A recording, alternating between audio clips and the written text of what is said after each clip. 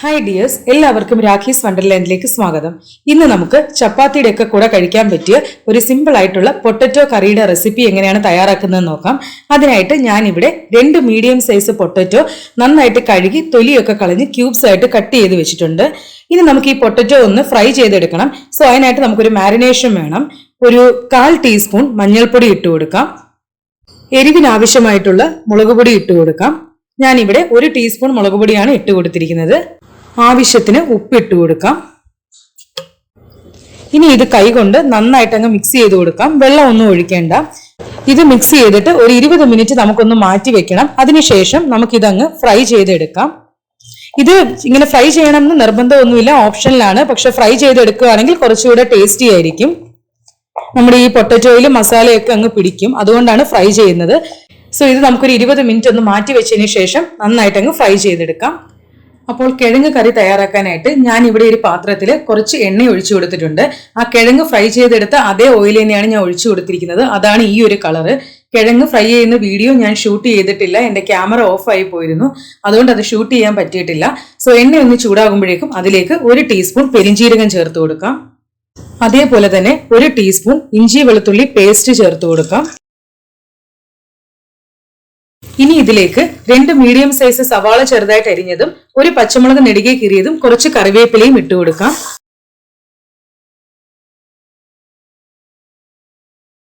കുറച്ച് ഉപ്പിട്ട് കൊടുക്കാം. ഈ സവാള പെട്ടെന്നൊന്ന് വഴഞ്ഞു കിട്ടാൻ വേണ്ടിയിട്ടാണ്.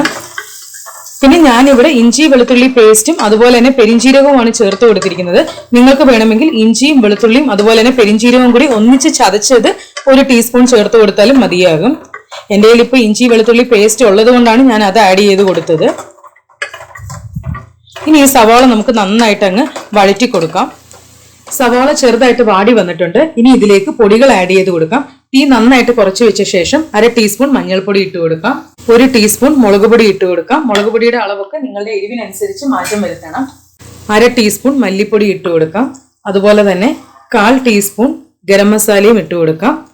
ഇനി ഈ പൊടികളുടെ പച്ചമണം മാറുന്നത് വരെ നന്നായിട്ട് അങ്ങ് വഴറ്റി കൊടുക്കാം. മുളക് പൊടിയുടെയും പച്ചമുളകിന്റെ അളവൊക്കെ നിങ്ങളുടെ എരിവിനനുസരിച്ച് മാറ്റം വരുത്തണം. കുട്ടികൾക്കൊക്കെ കൊടുക്കുകയാണെങ്കിൽ എരിവ് കുറച്ച് ഉപയോഗിച്ചാൽ മതിയാകും. പൊടികളുടെ പച്ചമണം മാറിയിട്ടുണ്ട്. ഇനി ഇതിലേക്ക് 1 മീഡിയം സൈസ് തക്കാളി ചെറുതായിട്ട് അരിഞ്ഞത് ഇട്ട് കൊടുക്കാം.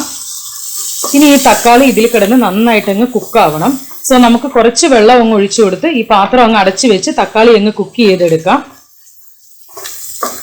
ഇത് നോൺ സ്റ്റിക്ക് പാത്രമാണ്, അതുകൊണ്ട് തന്നെ അടി പിടിക്കില്ല. എങ്കിൽ പോലും നമുക്ക് കുറച്ച് വെള്ളം ഒഴിച്ചു കൊടുത്ത് ഈ പാത്രം അങ്ങ് അടച്ചു വെച്ച് കുക്ക് ചെയ്തെടുക്കാം. ഒരു 1/4 കപ്പ് വെള്ളം നമുക്ക് ഇതിലേക്ക് ഒഴിച്ചു കൊടുക്കാം.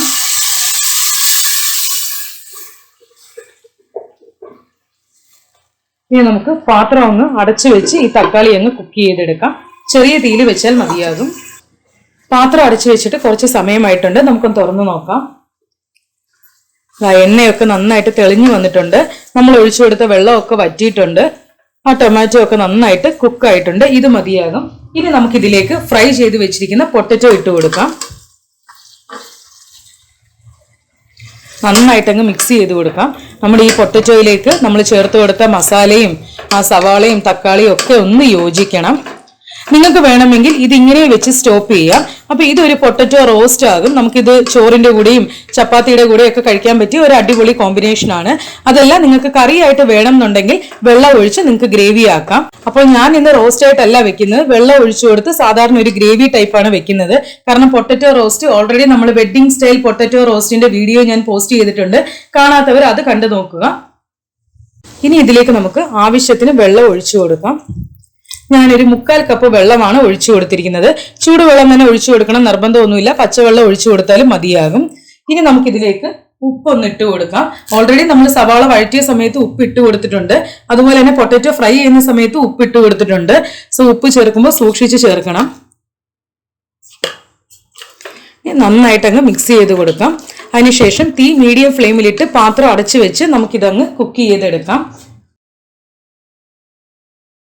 പാത്രം അടച്ചു വെച്ചിട്ട് കുറച്ച് സമയമായിട്ടുണ്ട്. നമുക്കൊന്ന് തുറന്നു നോക്കാം.